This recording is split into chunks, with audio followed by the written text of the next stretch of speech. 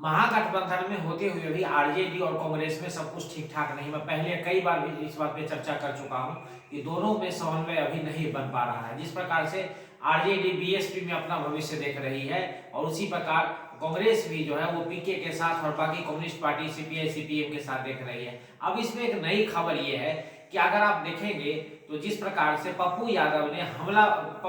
हमला किया आरजेडी पर, उससे साफ जाहिर होता है कि संबंध में काफी खटास है। पप्पू यादव नीतीश कुमार के जो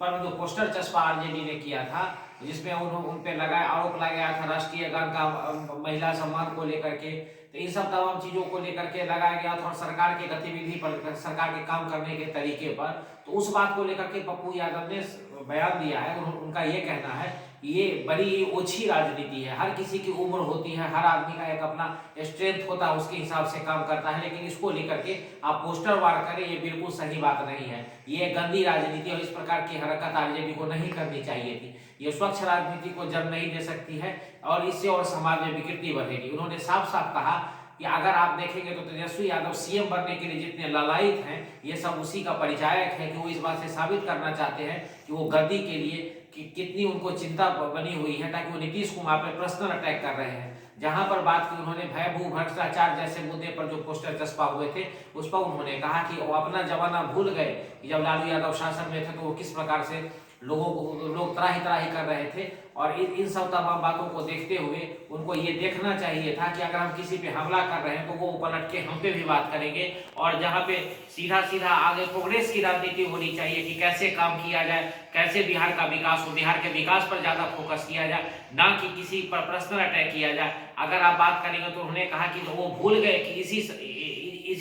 सत्ता में भागीदारी उनकी भी 2 बार हुई है। नीतीश कुमार के साथ उन्होंने भी 2 बार गठबंधन करके काम किया है। और इस प्रकार से जब वो बात करते हैं कि नीतीश कुमार सिर्फ महिलाओं का अपमान करते हैं, तो अगर आप इस बात को देखेंगे तो कहीं ना कहीं से पप्पू यादव ने सीधा सीधा आरजेडी को कटघरे में खड़ा किया है। हाँ, पप्पू यादव ने यह भी बात कहा कि अगर तेजस्वी यादव सीएम बनना चाहते तो सीएम बनने की इच्छा तो मेरी भी है। कांग्रेस पार्टी की तरफ से मैं भी दावेदार हूं कि मैं भी सीएम बन सकता हूं। उन्होंने सीधा सीधा स्पष्ट कह दिया, यानी कि तेजस्वी यादव को जिस बात का भय था और कांग्रेस जिस प्रकार से आगे आकर के इन मुद्दों पर काम कर रही थी और अपनी स्वतंत्र स्टेबिलिटी की बात कर रही है कि कांग्रेस अपना एक जो वजूद ढूंढ रही है, उसमें इस बात को पप्पू यादव का ये कहना कि मैं भी सीएम बनना चाहता हूं, इससे साफ साबित होता है कि कहीं ना कहीं तेजस्वी यादव के लिए ये सही नहीं होगा, जिस प्रकार की उनकी अपनी मंशा है। अगर आप देखेंगे तो पप्पू यादव ने खुलकर के इस बात को कहा कि जिस प्रकार की गतिविधि आरजेडी कर रही है उससे स्वच्छ वातावरण का निर्माण राजनीति में नहीं हो सकता है और न ही इन मुद्दों को लेकर के